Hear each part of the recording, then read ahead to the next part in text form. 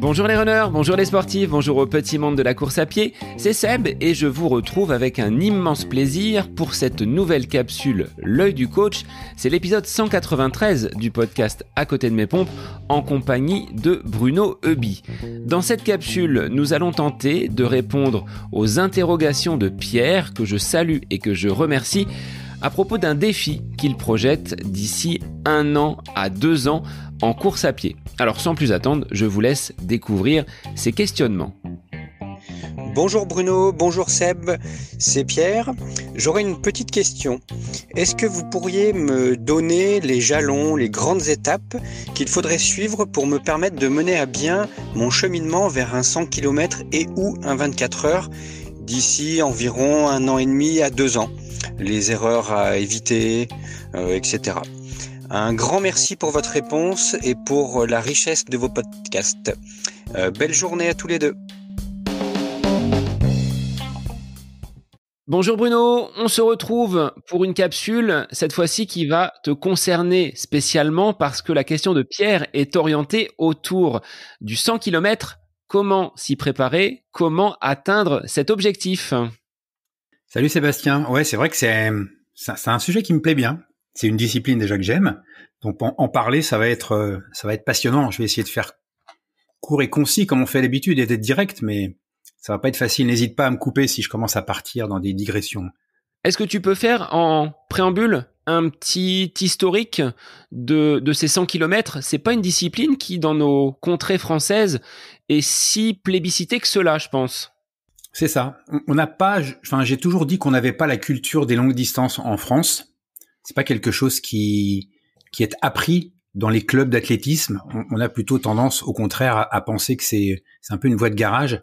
Moi, quand je me suis lancé sur ces longues distances, on m'a bien fait comprendre que j'allais me tuer, que j'allais me fracasser. Bon, heureusement, je suis toujours en forme et en bonne santé. Donc, c'est vrai que on a du mal à trouver des sportifs performants sur 100 km parce que, voilà, on fait d'abord du 5000, on fait du 10 000 et quand on a fini sur 10 000, on passe sur semi-marathon et quand on est au bout de sa vie sur semi-marathon, on passe sur marathon et quand on a 40 ans et qu'on a fini le marathon, on passe sur 100 km. J'exagère à peine. C'est un peu ce que j'ai connu. C'est ce qu'a connu Pascal Fétizon. Ça ne l'a pas empêché de devenir champion du monde. Mais néanmoins, Pascal, il est passé sur 100 km quand il a su qu'il n'irait pas aux Jeux Olympiques sur marathon. Donc c'est vrai que c'est pas forcément dans notre culture les longues distances. Moi j'ai beaucoup entendu à la FFA où on nous faisait comprendre que voilà on n'était pas forcément vraiment de l'athlétisme. Mais heureusement ça change et les nouvelles générations ont un peu une autre philosophie. Enfin en tout cas on a 2 beaux exemples. Un exemple très récent avec Gabriel Noutari qui vient de réaliser une performance de très haut niveau au 100 km de Millau en faisant 6h58. Donc ça faisait des dizaines d'années que personne n'avait fait moins de 7 heures. Depuis le mesurage officiel, comme par hasard, depuis le mesurage officiel, plus personne ne faisait moins de 7 heures. Donc ce que Gabriel Noutari a fait, c'est vraiment très bien. Mais voilà, Gabriel Noutari, il a 27 ans. Et puis en 2017, déjà, il faisait les 100 km de Millau. Je crois qu'il finissait 14e. Après, il a dû finir 7e, 3e, 2e, premier. Voilà. Donc ce qu'on peut déjà retenir, ce qu'on peut dire à nos auditeurs, c'est que ça prend du temps. C'est une maturation lente. On a un autre exemple remarquable. On a la chance d'avoir 2 champions de très haut niveau, même une championne aussi, puisqu'on a aussi Stéphanie Giquel qui est une des meilleures au monde sur 24 heures et qui réalise de belles performances aussi sur 100 km. Elle a gagné Millau aussi. Mais Guillaume Ruel, par exemple, qui a fait un peu parler de lui dans les médias en tentant, je dirais courageusement, une tentative contre le record du monde. Donc voilà, c'est un jeune, il a pas froid aux yeux, il a pas peur, c'est un très bon marathonien, je crois qu'il a bien moins de 2h20, et puis il se lance sur 100 km et il devient un des meilleurs au monde. Mais Gabriel, je connais pas, Guillaume, c'est le fils de son père, c'est le fils de quelqu'un qui est déjà sur les longues distances, qui faisait du 100 km, du 24 heures, donc je pense que lui, cette culture de longue distance, il l'a, ça ne lui fait pas peur. Donc peut-être que si on pouvait résumer, et faire passer un message, c'est que le 100 km, c'est une discipline à part entière. On peut y briller. Les Japonais, les Russes, les Américains n'ont pas peur de se lancer très jeunes sur les longues distances. Ils ont cette culture du long. Et donc, peut-être qu'on peut essayer de faire en sorte de montrer que cette discipline, c'est pas une voie de garage et c'est une discipline dans laquelle on peut vraiment s'épanouir et réussir si on a les capacités nécessaires, et on y reviendra, je pense, un petit peu plus tard. Tu as prononcé ce mot de peur. Est-ce que, quand on est au départ d'un 100 km ou d'une préparation en amont, cette distance peut être effrayante? Oui, ça fait peur, faut pas se mentir. Quand on passe du semi au marathon, on double la distance. Ça fait déjà peur. Tous ceux qui l'ont fait, ceux qui nous écoutent, savent que quand on passe du semi au marathon, voilà, ça c'est quand même pas quelque chose de facile. Et quand on passe du marathon au 100 km, c'est 2 fois et demi la distance. Donc ça fait peur. Et puis je vais me permettre, ça va peut-être pas plaire aux entraîneurs ou aux gens des clubs et de la Fédération française d'athlétisme, mais beaucoup de gens s'adressent à moi parce qu'ils sont dans des clubs, mais ils n'ont pas de ressources en termes d'entraîneurs. Les entraîneurs ne savent pas forcément par quel bout prendre cette discipline, ce 100 km. Jusqu'au semi, ça va, on trouve du monde. Marathon, ça commence à être difficile. Et puis dans les clubs, sur 100 km, il n'y a pas beaucoup de ressources. Il n'y a pas de personnes ressources. Donc, ça ne contribue pas à rendre la distance et la discipline accessible. Si beaucoup de gens faisaient du 100 km, je pense que ça ferait moins peur. Comme le marathon maintenant, qui est un peu entré, je dirais, dans la culture athlétique, et qui fait moins peur qu'il ne le faisait avant, où c'était une discipline un peu plus élitiste. Donc oui, ça fait peur. Là, Pierre nous propose un plan de bataille sur 1 an et demi à 2 ans. Est-ce qu'il est, on va dire, dans le bon chemin avec une progressivité, je pense, sur les 24 mois à venir? Oui, il est sur le bon chemin parce qu'il se donne le temps. Donc ça, c'est quand même quelque chose de très important, c'est-à-dire que quand on va faire 2 fois et demi la même distance, on va s'imposer. Alors, ce sera pas 2 fois et demi l'entraînement du marathon. Hein. Attention, je rassure tout de suite les gens. Il n'y a pas une énorme différence entre l'entraînement du 100 km et l'entraînement du marathon en termes de volume, quand on sait que c'est 2 fois et demi la distance. Il n'y a pas une si grosse différence que ça. Donc, déjà, il faut le savoir. Ensuite, c'est bien toujours de faire les choses avec progressivité pour laisser le corps s'adapter à ces nouvelles contraintes, à ces nouvelles vitesses, à ces nouvelles séances qui vont composer le plan d'entraînement du 100 km. Mais on a des cas qui sont toujours, alors c'est peut-être l'exception qui confirme la règle, mais moi je connais aussi des gens qui ne sont pas passés par la case marathon et qui sont arrivés directement sur la case 100 km. Rudy Wedlarski, à qui je fais un coucou s'il écoute cette capsule, qui est un athlète que j'entraîne depuis de nombreuses années, qui est en équipe de France de 24 heures. Je l'ai rencontré en 2010 à Millau. Lui, il est arrivé, il a fait les 100 km de Millau, boum, d'entrée comme ça.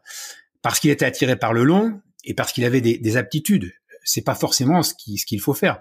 Et puis, je peux pas m'empêcher, une semaine après les 100 km de Millau, de faire un petit clin d'œil à quelqu'un qui est très proche de moi, qui s'appelle Cathy, elle se reconnaîtra. Cathy, il y a 6 mois, elle ne courait pas 1 mètre.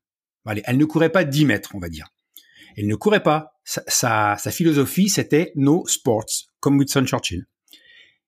Elle a fait les 100 km de Millau la semaine dernière. Elle les a fait en moins de 18 heures. C'est pour moi un exploit incroyable. Alors, c'est pas forcément l'exemple à suivre, mais j'aimerais qu'on puisse faire passer ce message que le 100 km, c'est pas réservé à une élite surentraînée de gens qui passent leur temps à courir. C'est une épreuve accessible et la grande force de cette épreuve, c'est qu'on peut la courir en 7 heures, comme Gabriel Noutari, on peut la courir en 8 heures, en 10 heures, en 14 heures, en 18 heures, en 20 heures, et même à Millau, en 24 heures. Donc, faisons en sorte que ceux qui rêvent un jour de faire un 100 km puissent se lancer sans avoir peur.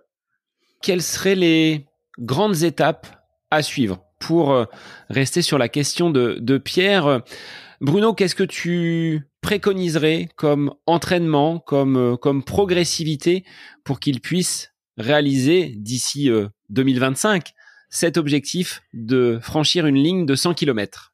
Je crois pour commencer, mais je pense que je n'aurai même pas besoin de lui poser la question, ou c'est lui qui va me la poser, c'est quelle performance est-ce que je peux espérer réaliser? Et c'est vrai que, pour reprendre l'exemple qui va peut-être parler à plus de gens, quand on passe du semi au marathon, on a bien une idée de ce qu'on va faire sur le marathon. Il y a des outils, on en a parlé dans d'autres capsules, pour essayer de se projeter et d'envisager un temps sur marathon. C'est la même chose sur 100 km. La première chose à faire, c'est déjà d'essayer de se dire qu'est-ce que je suis capable de faire, quel objectif je peux me fixer, est-ce que je vais courir 8 heures, 9 heures, 10 heures, 12 heures. Alors, on en a déjà parlé, je crois, peut-être dans une autre capsule. Pour prévoir une performance sur 100 km, c'est bien d'avoir une performance sur marathon.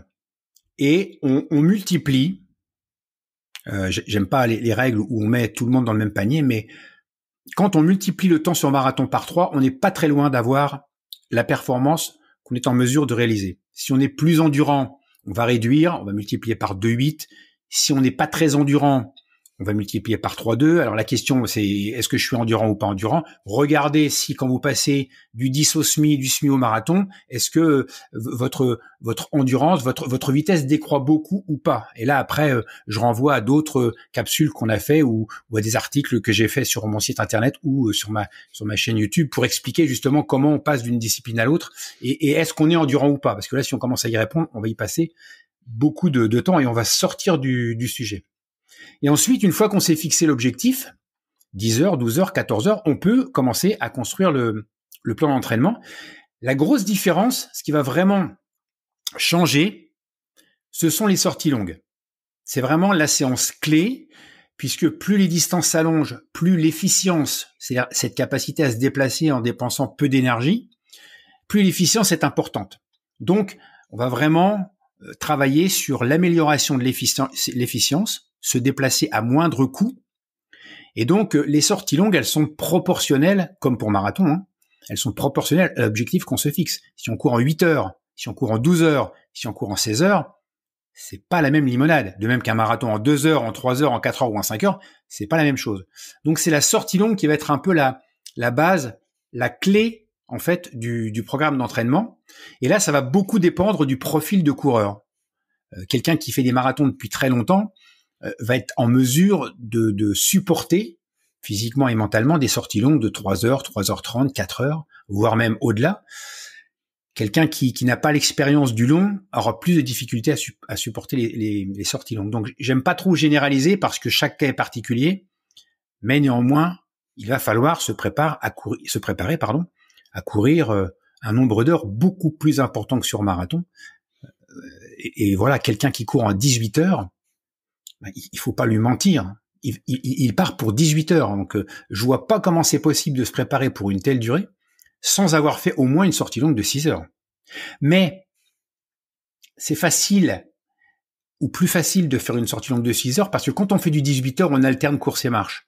Donc, ce sont des séances qui ne sont pas très impactantes au niveau physiologique, au niveau musculaire. Ce sont pas des séances qui laissent beaucoup de traces parce que justement, il y a cette alternance course et marche. C'est ce qu'on appelle la séance Cyrano, il me semble, où on alterne justement de la marche et de la course avec un temps bien défini. C'est ça, c'est vrai que c'est rigolo que ça soit rentré dans les mœurs parce que Cyrano, c'est un ami à moi, hein, enfin c'était un ami à moi, on se voit plus trop. Et Jean-Marc Dowell, rendons à Jean-Marc ce qui appartient à Cyrano, Jean-Marc Dowell, donc qui était de Bergerac.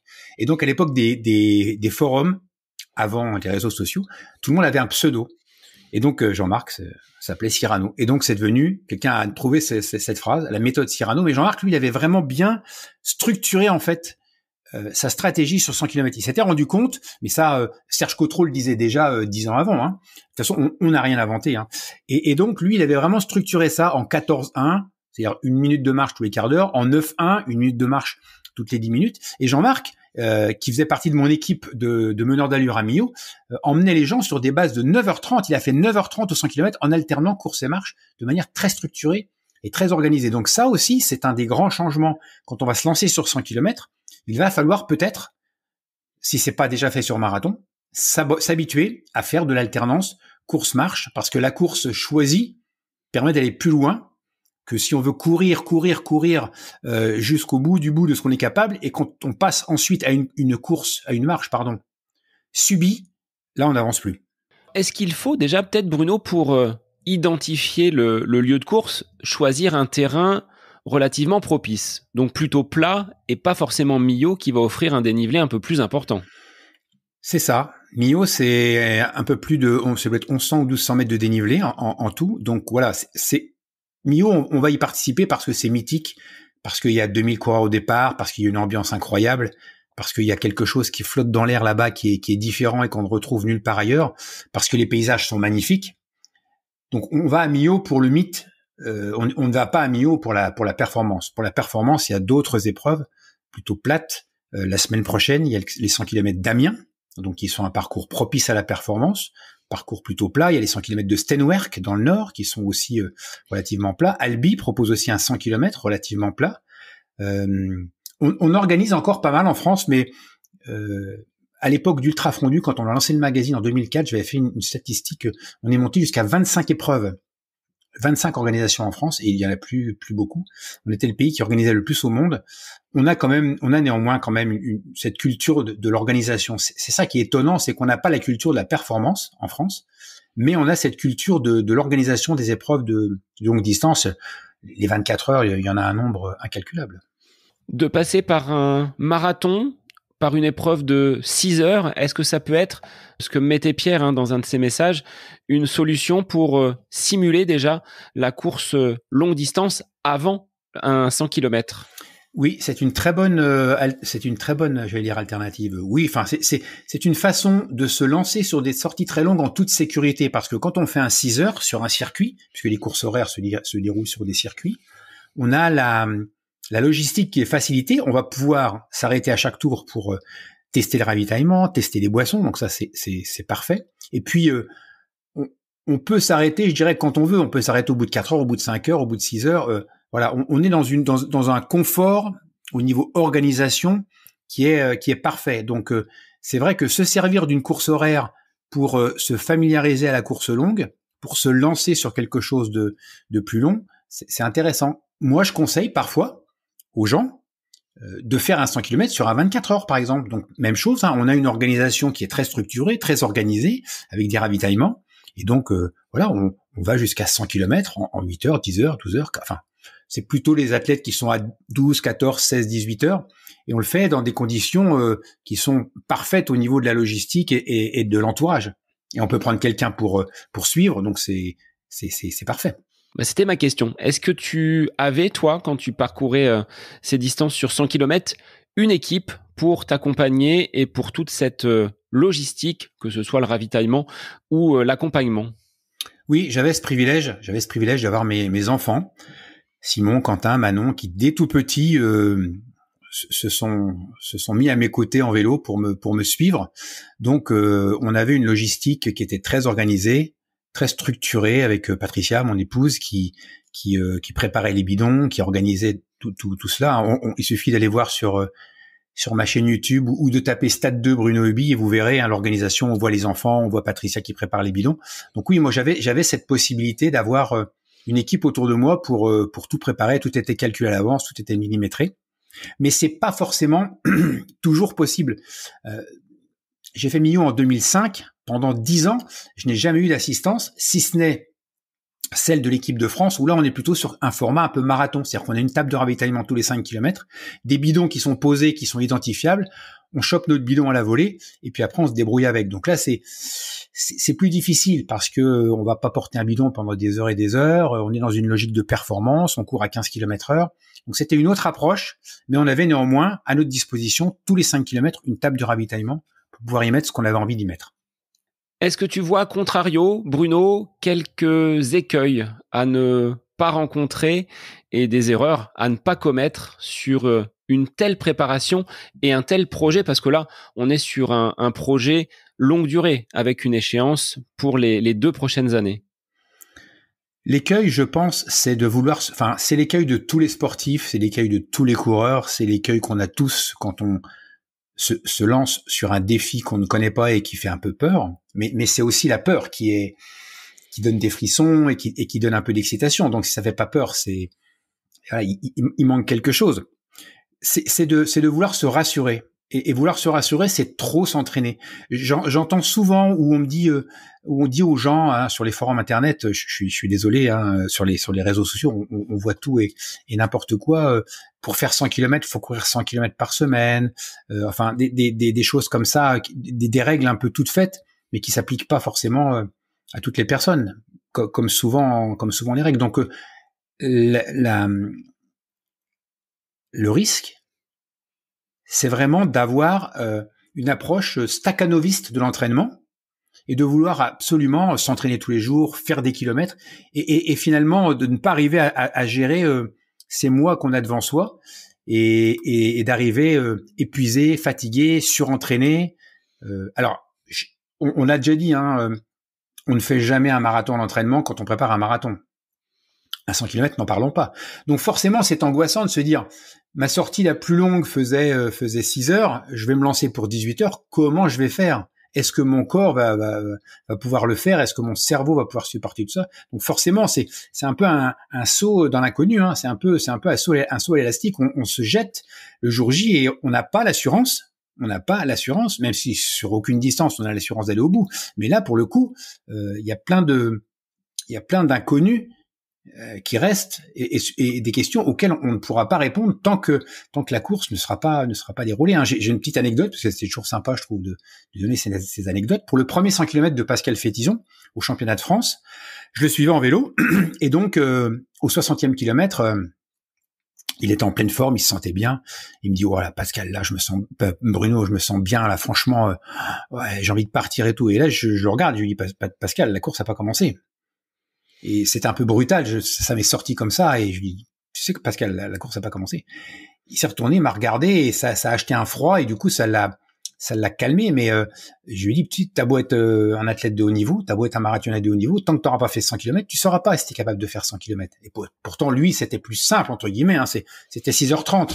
Mais voilà, donc, il faut de l'humilité pour aborder cette épreuve, il faut beaucoup d'humilité, il faut écouter son corps, et je dirais, ce sont des choses qu'on a déjà dites par ailleurs, mais c'est encore exacerbé quand on se lance sur de telles distances. Au niveau du mental, quand on part sur 100 km, comment tu l'organises? Est-ce que comme un 10 km, on va prendre des tranches tous les 10 km, on dit c'est un jalon supplémentaire, on a une borne tous les 10 km, ou on raisonne au fur et à mesure des kilomètres qui passent sans voir le bout finalement, l'arrivée, comme tu le disais tout à l'heure, il y a cette incertitude, on n'est pas certain d'arriver au bout. Alors comment mentalement on peut avancer pour y arriver et être dans de bonnes dispositions mentales? Mais la stratégie à laquelle tu faisais allusion là, cette stratégie de saucissonner, de couper la course en tranches, moi je trouve que c'est la meilleure façon d'aborder un objectif, quel qu'il soit, et encore plus sur 100 km. Si on prend Millau comme exemple, puisque ça vient de se dérouler actuellement, je prendrai d'autres exemples pour d'autres types d'épreuves, mais voilà, on va d'abord se dire, je fais le marathon, puisque Millau c'est un marathon en aller-retour, donc je vais jusqu'au marathon, et puis là la course commence, voilà, et puis après je sais que je fais un aller-retour, donc maintenant il faut aller à Saint-Afrique. Et une fois que je suis à Saint-Afrique, je rentre. Donc on va jalonner la course de petits morceaux, de tranches, pour éviter de se projeter dans quelque chose où on risque de se perdre si on se rend compte que quand la difficulté apparaît. Voilà. Quand la difficulté apparaît, si on se projette sur quelque chose qui nous semble inaccessible, parce qu'on perd un peu de cette capacité d'analyse qu'on a quand on n'est pas fatigué par l'effort, on risque de mettre la flèche. C'est souvent comme ça que les gens abandonnent et le regrettent dans la seconde qui suit. Il y a d'autres exemples. On prend un exemple d'un 100 km où on a un 10 x 10 km. Il y a des formats comme ça. Chaque boucle est un objectif en soi. Si sur la boucle, il y a deux ravitaillements de 5 km, voilà, on va aller au ravitaillement, puis on va aller au suivant. Ça y est, la première boucle est faite. Hop, je vais faire la suivante. Et en se projetant comme ça sur des objectifs à court terme qu'on va atteindre et ou qu'on voit qu'on est en capacité d'atteindre, ça permet de structurer mentalement et d'éviter de se laisser déborder par des pensées négatives en se disant c'est trop loin, je vais jamais aller au bout. Donc il y a l'importance quand même de se préparer à souffrir, tu le disais, la course ne commence que dans les derniers kilomètres, c'est pas sur les 40 premiers, sur les 50 premiers, ça va bien au-delà et il faut s'y préparer. C'est ça. En fait, on est toujours un peu dans la même proportion du dernier du dernier cinquième de course, grosso modo. C'est vrai que la course commence sur 100 km à partir de 65-70, comme on dit au marathon, jusqu'au 30e. Je sais plus qui est-ce qui disait, les coureurs italiens qui étaient champions olympiques, ils disaient moi jusqu'au 30e je dors. Et voilà, donc jusqu'au 60-65e, c'est de la gestion, c'est de la patience, c'est de l'attente, c'est de gérer ses ravitaillements pour ne pas être déshydraté. C'est vraiment une course d'attente, de patience, écouter son corps, respecter donc surtout le plan de course, parce que comme pour tout le reste, tout prend des proportions très importantes. Un départ trop rapide et la fin de course peut être difficile. Donc, quand c'est dur sur les 10 derniers kilomètres d'un marathon, bah, ça dure 10 kilomètres. Quand c'est dur sur les 40 derniers kilomètres d'un 100 kilomètres, c'est très très long. Je vais reprendre ta phrase, Bruno. Hein. Tout ce qui est pris est à rendre. Et là, ça prend des proportions encore plus importantes. C'est ça. Plus la distance s'allonge et plus ce qui est pris sera à rendre. Plus on court à crédit, plus on part vite et plus on paye les intérêts à la fin. Donc, sur 100 km, c'est colossal. C'est vraiment colossal. On pourrait prendre l'exemple de Gabriel Noutari, qui a réalisé une performance extraordinaire. Je ne sais pas s'il nous entend ou s'il nous écoutera, j'espère. Mais je vais casser un peu l'ambiance. Il a très mal couru, Gabriel. Il passe au marathon en 2h38, c'est de la folie pure. Mais après, c'est peut-être parce que il a ce grain de folie et d'insouciance que c'est un grand champion. C'est peut-être ce qui fait son... Mais moi, j'ai rarement vu, même à l'époque du grand Jean-Jacques Moros, ou à l'époque de Jean-Marc Belloc, je sais pas si des coureurs sont déjà passés en 2h38 au marathon. Il a 21 minutes d'avance sur le deuxième, qui est un Milavois, donc il connaît bien la course. Aurélien Cohn, si je me trompe pas. Il termine la course avec 25 minutes. Donc, dans les 60 derniers kilomètres, il a quasiment pas creusé d'écart. Donc lui aussi, il a dû rendre. Mais sauf que comme c'est un grand champion et qu'il a cette capacité, et puis en tête, on est sublimé. Il a amorti, on va dire, la chute. Mais tous les kilomètres pris, toutes les secondes prises au départ se payent très cher à l'arrivée. Et sur des courses comme Millau, par exemple, et même sur un 100 km plat, les écarts peuvent être colossaux. Alors Bruno, on va s'arrêter là pour aujourd'hui parce que je pense qu'on pourrait faire une capsule encore beaucoup plus longue. Si les auditeurs qui souhaitent se lancer sur de telles distances, que ce soit même le marathon dont on a déjà parlé, ou ces ultra-distances 100 km ou 24 heures, veulent évoquer peut-être la partie nutrition, alimentation, sommeil, on reviendra dessus. En tout cas, comme l'a fait Pierre aujourd'hui, on invite les auditeurs à livrer leurs questions pour cette capsule L'œil du coach. Et encore merci à toi, Bruno, de nous apporter là ton expertise de champion sur le 100 km. Donc, c'est appréciable d'avoir ton regard de coach. C'était un plaisir. Et pour les auditeurs, eh bien, je vous dis à la semaine prochaine pour une nouvelle capsule avec Bruno. C'est L'œil du coach. On dépasse un petit peu sur ces 2 dernières semaines, mais ce sont les sujets qui nous offrent un petit peu plus de latitude sur la durée de ces capsules. Bonne semaine à vous.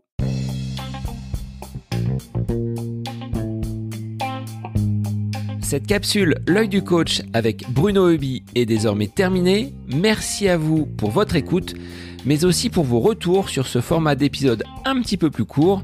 N'hésitez pas à nous transmettre vos questions, vos interrogations via les différents réseaux, Facebook et Instagram. N'hésitez pas à nous soumettre vos idées d'épisodes pour de prochaines capsules. Belle semaine à vous!